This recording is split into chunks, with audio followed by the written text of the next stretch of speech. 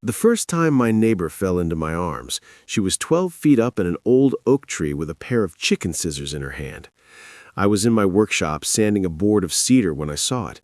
Out the back window, just past my fence and right where the massive white oak spreads its branches, a single high heel dangled from the bark.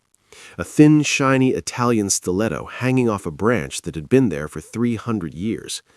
My property line ends where that oak begins. The tree has outlived storms, power lines, and 3 generations of homeowners. Most days I only see squirrels in it. That afternoon I saw legs. Long, bare legs, a black pencil skirt, and the slow losing battle between gravity and pride. I stopped the sander and wiped sawdust on my jeans. The sharp smell of fresh wood stuck in my nose as I walked out the back door and into the cool Oregon air. Late September in our part of the Pacific Northwest is that perfect mix of gold light and crisp wind. I followed the curve of my fence until I was under the tree. From the ground, I could see the situation clearly. My neighbor Sophia was crouched on a thick branch, one heel still on her foot, the other shoe hanging. Her dark hair was half falling out of what had been a tight bun. In one hand, she held onto the bark. In the other, she clutched a pair of kitchen shears like a weapon. I leaned my shoulder against the trunk and kept my voice calm. "You know," I said, "the ladder was invented a long time ago. People still use it. Works pretty well." Leaves rustled hard. There was a soft gasp, and then her face appeared through the foliage, pale and very annoyed. "I do not own a ladder," she hissed. Her voice was sharp, the kind of voice that usually moves people around a boardroom table. "And I do not need an audience." "You might not need an audience," I said, "but you definitely need gravity on your side right now. It's trying to kill you." "I'm fine," she shot back. "I'm just assessing." "Assessing the structural integrity of a 2-inch branch," I said, pointing up. "You are a lawyer, right? Liability is your thing. If you fall, you break an ankle. If you fall on my fence, you break my fence. I built that fence. I would be very upset." She glared down at me. Her knuckles were white on the bark. The pencil skirt had ridden up her thighs. Her whole body was tense. "The HOA sent a notice," she said. "Mrs. Gable claims this limb is a visual nuisance and blocks the view. I came up here to cut it." I looked at the tool in her hand. Not pruning shears, not even a saw. Poultry shears. Fancy ones, sure, but still just kitchen scissors.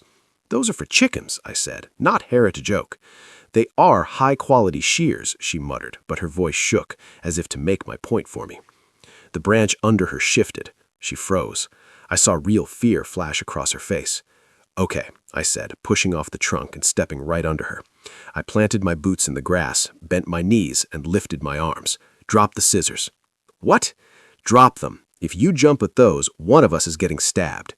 She hesitated, then let them fall. They landed in the grass beside me with a dull thud. "Now," I said, looking up into her wide, dark eyes, "I want you to slide off the branch. I'm going to catch you." "I'm not jumping," she said. Her voice went higher. "I am a senior partner, Ed." "You are a woman stuck in a tree, Sophia," I cut in, "and I'm the guy who lifts oak beams for a living. I have got you. Trust the physics." She stared down at me. The usual hard, controlled look on her face kept slipping, replaced by pure panic. Her chest rose and fell in quick, shallow breaths. "If you drop me," she said, "I will sue you for everything you own." "I own a lot of sawdust," I said. "Come on." She scooted forward, her skirt hitching up, her dignity breaking by inches. Then she closed her eyes and let go. She did not float. She dropped like a rock, but I was ready. The impact hit my chest hard. My arms locked around her waist and thighs. I took one step back to steady us, boots digging into the turf, but I held her for a moment. Everything stopped. She was solid and warm in my arms, her face pressed into my neck. I could feel her breath against my collarbone, hot and uneven. Her heart pounded so hard I could feel it through both our shirts. Her perfume was soft and expensive, flowers mixed with the rough smell of bark and leaves. "I gotcha," I said quietly. She pulled back a little, hands still on my biceps, fingers curling into the muscle as she found her balance. Her eyes searched my face wide and dark, her cheeks flushed. "You caught me," she whispered, like that was the surprising part. "I told you I would." She blinked, and I watched the cool professional mask slide back into place. She slipped out of my arms fast, smoothing her skirt, pushing hair back, putting herself back together. She grabbed her fallen heel from the grass and shoved it on. "Thank you," she said, stiff now. "That was unnecessary, but appreciated." "The notice," I said, not letting it go that easy. "The one from the HOA. Mrs. Gable sent it today." Sophia sighed. The fight dropped out of her shoulders for the first time. She looked tired.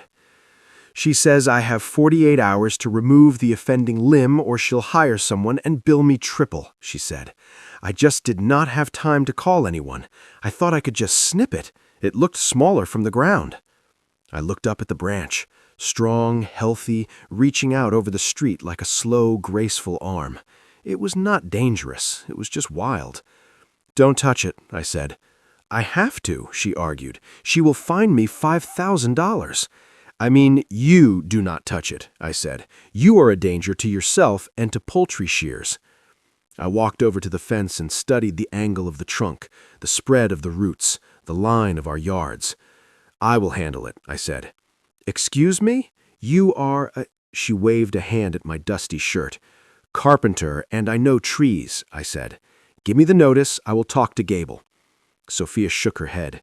"You do not just talk to Mrs. Gable. She eats souls for breakfast." "I will handle it," I repeated. She looked small, standing in the middle of that perfect lawn. Messy hair, bark on her skin, kitchen scissors on the ground. "Go inside," I said. "Take a shower. You have bark in your hair." Her hand went up to her bun. For a second, she looked very young. "Okay," she said softly. The next morning, I was loading my truck when she came out of her front door. The armor was back in place. Navy suit, hair pulled so tight it shined, heels on, briefcase in hand. She marched across the grass and held out a check. "For your trouble," she said, "and for the consultation." I looked down. $500. I did not even do anything yet, I said. "You caught me. You offered to help. I like things clear. Think of it as a retainer." Her fingers were pinched so tight on the check that the paper bent in the middle. Her wrist shook just a little. I did the only thing that made sense to me. I took the check from her hand, tore it in half, and gave the pieces back. "Sophia," I said, "I'm not your employee. I am your neighbor. I do not want your money." She stared at the torn check, confused and a little angry. "Then why are you helping me?" she asked. "Because gravity is not the only thing trying to pull you down," I said, "and I have some free time." I picked up my tape measure from the truck. "Thursday," she said slowly. "HOA meeting, 7 p.m., community center. She is going to bring up the tree." "I'll be there," I said. I watched her walk back to her silver Audi. She paused before getting in like she wanted to say something else. Then she drove off, leaving the old oak between us and a question hanging in the air. I already knew I wanted to answer. I keep my promises, especially the ones I make under a 300-year-old oak. The next 2 days I did what I do best. I measured, checked, and dug for facts. When I was not in my workshop, I was at the county office, flipping through old maps and yellow files that smelled like dust and time. I found the original plans for our neighborhood. I found the old survey for Sophia's lot. Back home, I pushed aside 3 inches of pretty mulch at the base of the oak. Under it, I found the small metal marker that said where her land began. It was set right in the thick flare of the roots. The tree was not just on her property, it was part of the property.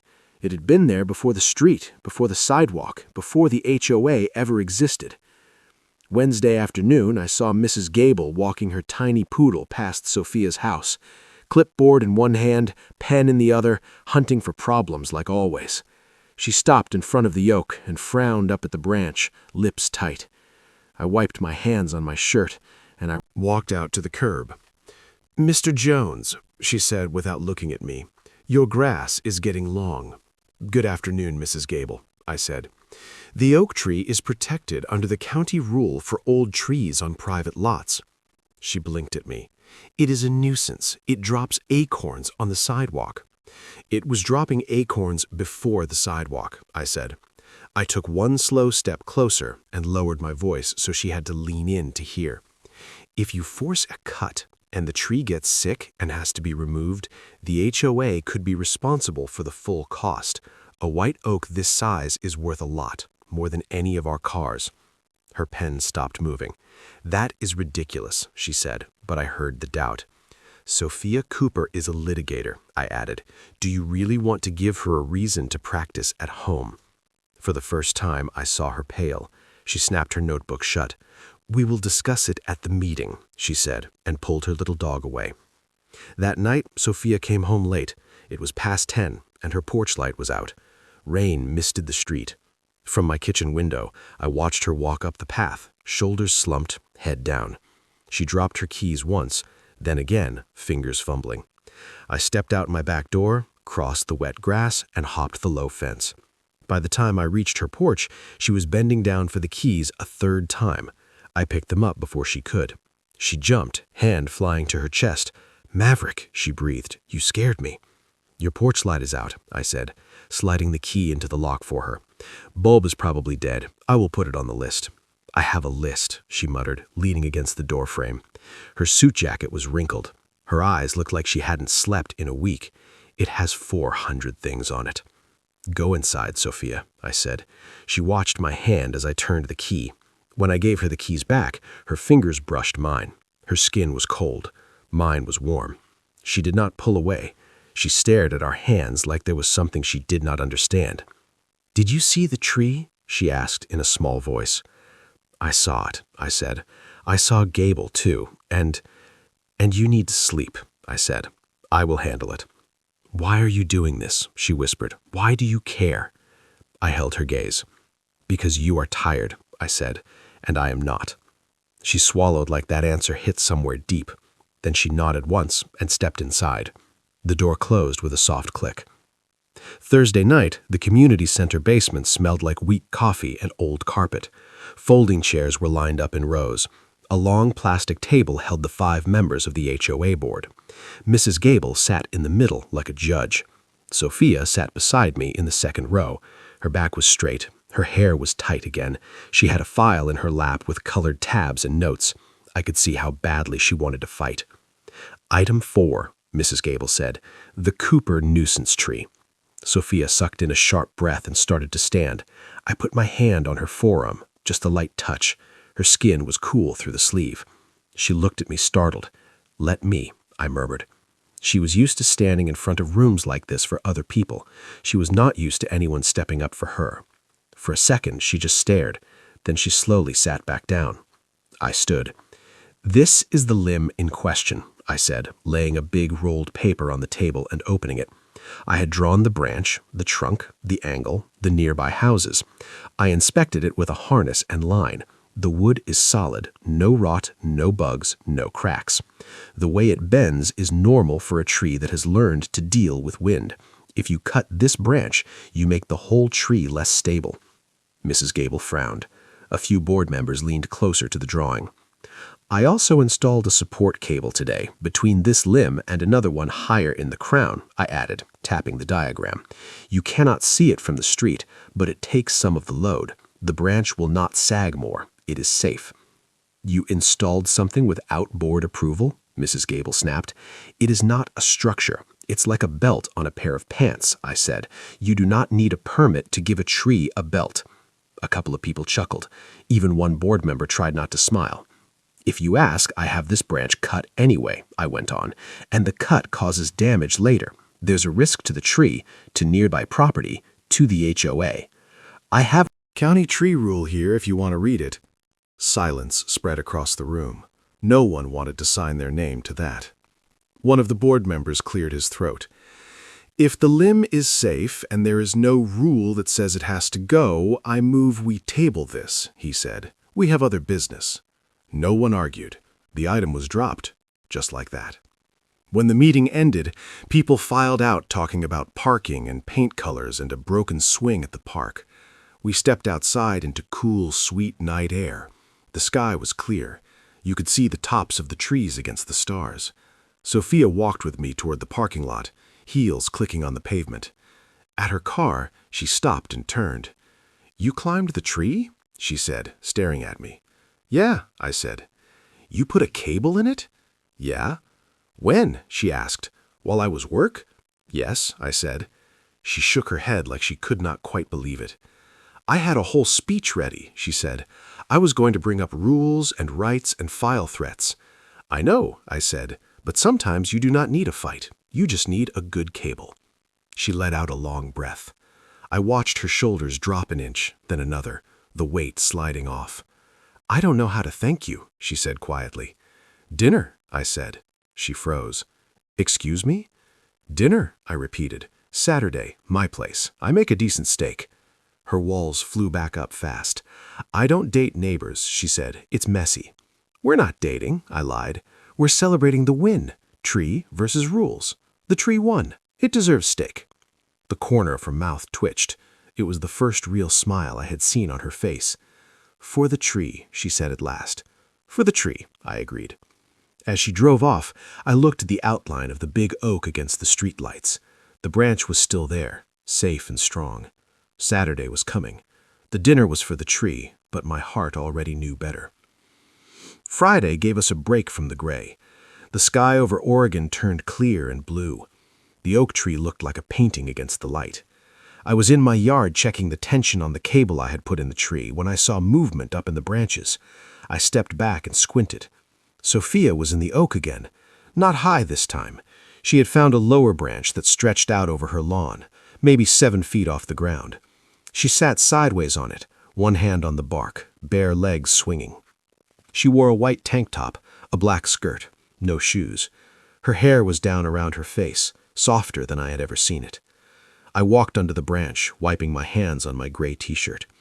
You realize you're starting a pattern, I called up. She looked down and smiled like she had been waiting. You realize you have a rescue complex, she said. I'm only here because I respect old trees, I said. Liar, she answered, but there was no heat in it. She shifted her weight, giving the branch a small bounce on purpose. Instinct made my hand lift, ready to catch even though she wasn't falling. Her eyes followed the movement, then came back to my face. A small breath left her chest, half laugh, half nerves. Jump, I said, my voice steady. I'll catch you. Her smile changed. It softened and turned serious at the same time. Maybe falling for you is not bad, she said. She did not jump. She turned and slid forward instead, until she was hanging by her hands. She looked down at me like she was deciding if I was real. I stepped closer and lifted my arms. She let go. I caught her without a hard impact this time, hands firm around her waist. Her feet brushed my thighs, then found the ground. She did not move away right away. Her hands landed on my shoulders. We were close enough that I could see the gold flecks in her brown eyes. Still got you, I said. I noticed, she said softly. She leaned back just enough to look up at me. Her chin tipped the slightest bit, like a small, quiet yes. I did not kiss her, not yet.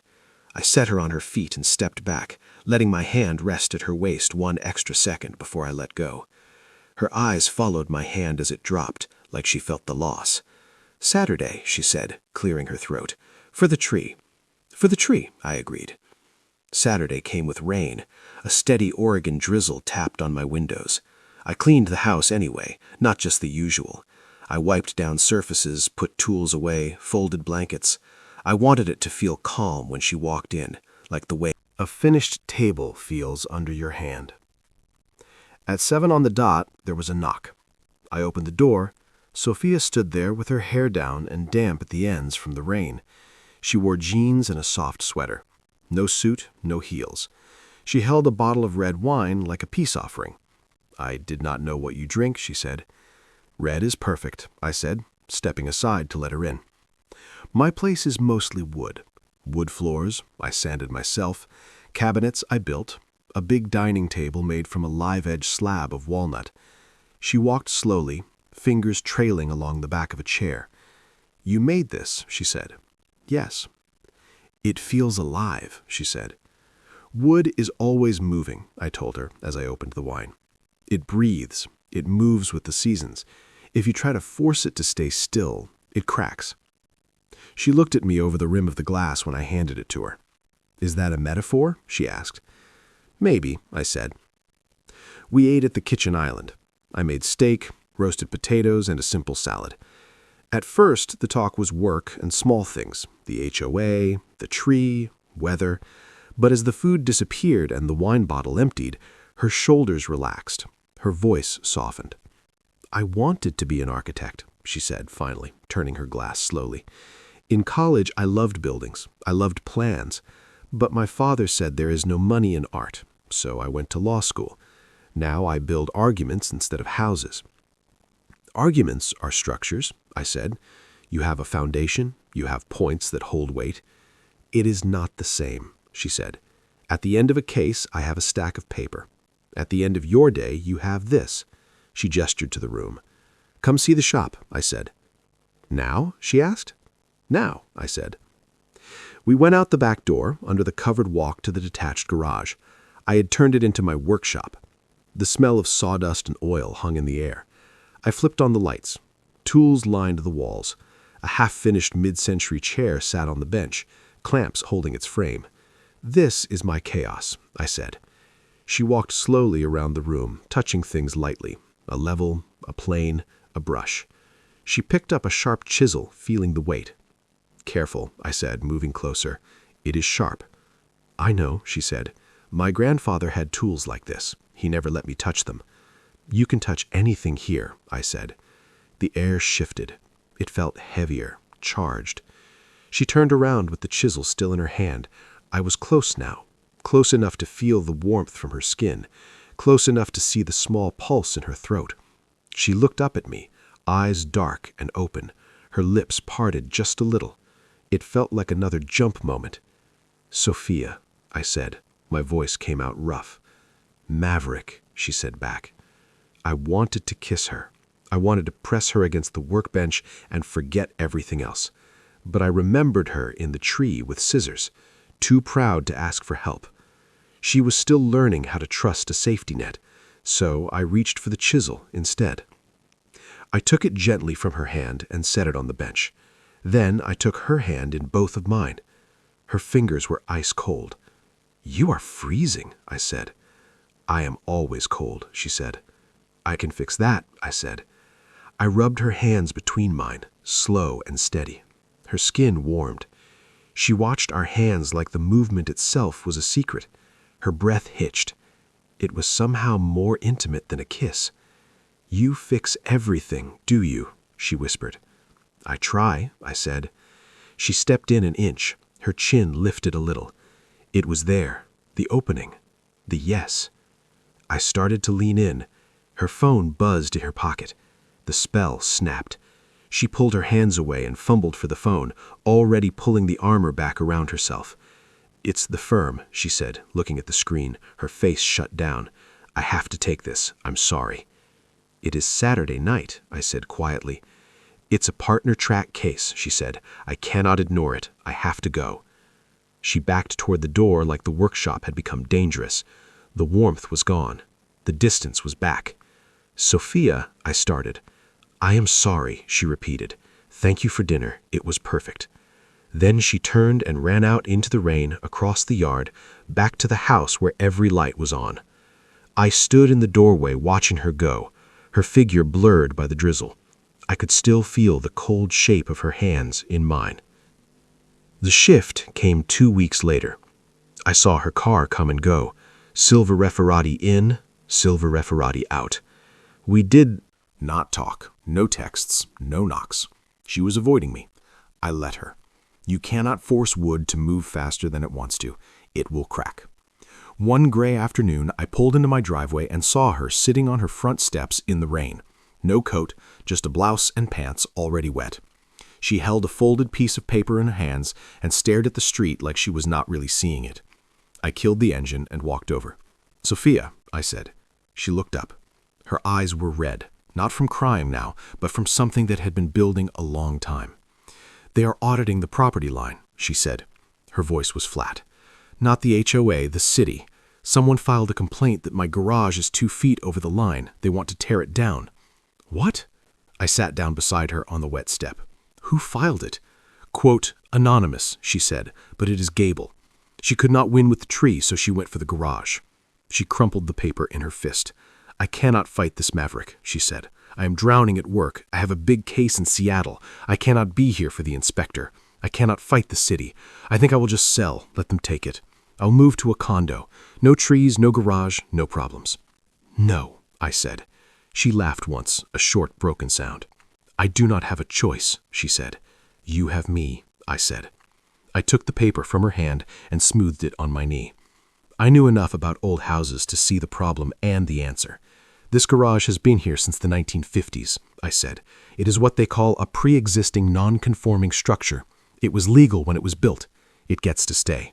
They cannot touch it if no one changes it. I do not have the energy to prove that, she said, standing up fast. Anger flashed. Why do you keep doing this? Why do you care about my garage? Why do you care about me? I stood up too. We were face to face in the soft rain. Water ran down her hair and onto her cheeks. Because you are part of my view, I said, and I like my view. She stared at me. Then a wet laugh broke out of her. That is a terrible line, she said.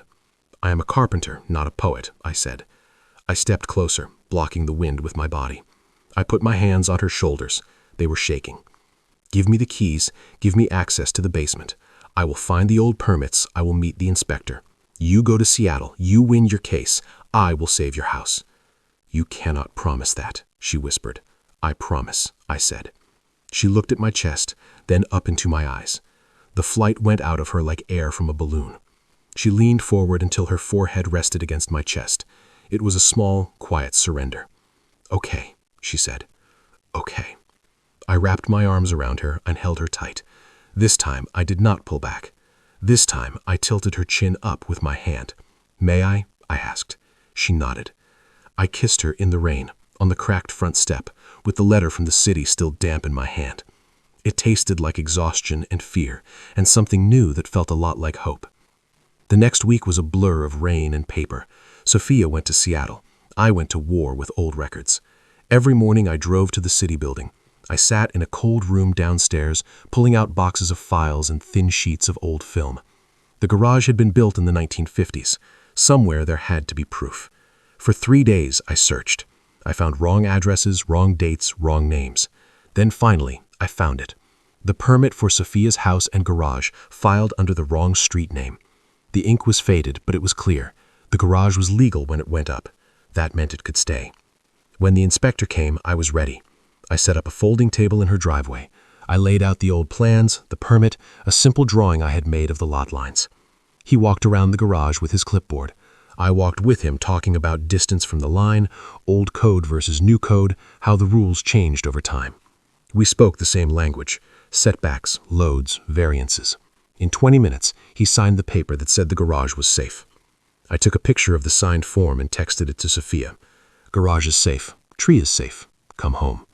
No reply came back. That night, her car did not return. The next night, nothing. On the third night, I saw the silver Audi in her driveway when I got home, but the blinds were shut. No light on the porch, no knock on my door. I gave her 1 full day. Walked over and rang the bell. She opened the door quickly like she had been standing right there. She looked perfect. White silk blouse, hair smooth, makeup sharp. It was armor. I could see it now. You saved the garage, she said. Thank you. I will have my assistant send a gift basket. A gift basket? I repeated. I stepped into the doorway so she could not swing it shut. Sophia, what is this? This is reality, she said.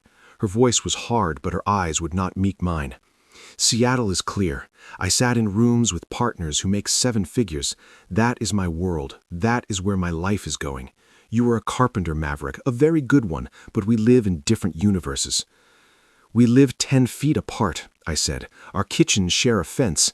That is geography, she said. I am talking about this. She motioned between us. I lean on you too much. That is dangerous for me. I cannot be weak. So this ends the tree, the garage, the neighbor hero story. I do not need it. I do not need you. Her words hit like a nail gun to the chest, fast and deep. You think accepting help makes you weak? I said quietly. I think it makes you smart. I think when something starts to matter to you, you look for distance. Please go, she whispered. No, I said. She blinked. Excuse me? I am not going anywhere, I said. I am your neighbor. I am right there. I will be right there when you realize you are wrong. I reached into my pocket and pulled out a small wooden box. I had sanded it smooth and added a simple brass hinge. "I found this in your basement when I was looking for the permits," I said. "It was broken." She stared at it like she was looking at a ghost. Her hand shook when she took it from me. She opened the lid. Soft music filled the doorway. The tiny ballerina inside turned in a slow circle. The tune was old and sweet. I had cleaned the gears, oiled the spring, fixed the crack. The sound was clear. "My mother gave me this," she said. Her voice broke on the word mother. "I know," I said. "Her name is written under the lid. To Sophia." Tears filled her eyes. She did not let them fall. She just stood there holding the box like it was the last safe thing in the world. "You do not have to be strong all the time," I said. "You just have to be happy." I stepped back off the porch. "I'll see you around," I said. I walked away without looking back, but I could feel her standing there in the doorway, music playing, watching me go. The fall festival came 2 weeks later. It was the big event for our neighborhood. Kids in jackets, strings of lights, the smell of sugar and damp leaves. I was in charge of the bonfire. I stacked the wood in a slow, careful pyramid in the open lot near the park. The oak tree in Sophia's yard rose behind the houses like a dark crown against the sky. Of course, Mrs. Gable was there with her clipboard. She marched over, eyes fixed on my fire. "Mr. Jones," she said, "this stack is 3 inches above the allowed height for a recreational fire." I opened my mouth to answer. Before I could speak, someone stepped between us. Sophia. She wore jeans and a thick sweater, not a suit. Her hair was loose around her shoulders. Her cheeks were pink from the cold. She looked like herself, not her job. "I played the music box," she said softly to me, just loud enough for me to hear, "every night for a week." "Does it sound okay?" I asked. "It sounds perfect," she said. Then she turned to face Mrs. Gable. When she spoke, her voice carried clear over the chatter around us. "Actually, under Section 5.2, Sophia said, fires for community events have a higher allowed height, and since Maverick is the safety officer tonight, his judgment on the stack is the one that counts." Mrs. Gable's mouth opened and closed twice. "Will I also—" "We are running the cider station next," Sophia said smoothly. "Maverick and I. We made it together. We would love for you to stop by." While she said it, she slid her hand into mine, her fingers woven between my fingers and squeezed. Warm, firm, public. "We," Mrs. Gable repeated, eyeing our joined hands. "Yes," Sophia said. She looked up at me and smiled. Not the tight, polite smile she gave in boardrooms, the real one, the one from the tree, but without fear. "We?" Mrs. Gable had no response for that. She backed away, mumbling something about napkins. Sophia turned back to me. Firelight danced on her face. "I was wrong about being weak," she said. "I spend all day fighting for clients, for the firm against people like her. When I am with you, I do not have to fight. I can rest." "Rest is good," I said. "I do not want to send you a gift basket," she said. "I want to stack wood with you. I want to pour cider with you. I want to come home and see your truck in the driveway and feel my shoulders drop." She bent down and picked up a heavy log. It looked almost too big for her, but she lifted it and set it on the pile. "A little awkward, but strong. Good placement," I said. "I had a good teacher," she said. We stood side by side for a moment, watching the fire catch. Sparks floated up into the night, drifting toward the dark shape of the oak at the edge of the neighborhood. "I am ready to jump now," she whispered so only I could hear. "I already caught you," I said. I turned and kissed her in front of the fire, in front of the neighbors, in front of the woman with the clipboard. She kissed me back with both hands fisted in my shirt, like she finally believed I would not let her fall. Behind us, the old oak stood solid and strong, cable holding the limb in place, roots wrapped around the line that marked her land and mine. Somewhere under that canopy, there was a garage that got to stay, a music box that played again, and a woman who had finally let someone stand between her and the storm. Sophia was not saved by some magic speech. She was saved by proof on paper, by a cable in a tree, by permits and steady hands, and by a man who showed up again and again without asking for anything in return. I did not try to make her world smaller. I just made space for her to breathe inside it. The real green flags were simple. I kept my word. I held my own boundaries. I stood between her and the pressure when it counted, and when it was her turn, she did not hide. She took my hand in public, backed me up in front of everyone, and chose the kind of love that feels like rest. If you are listening to this and it hit home, stay with me. There are more quiet, solid love stories where strong men show up, trees stay standing, and falling for someone turns out to be the safest jump you can take.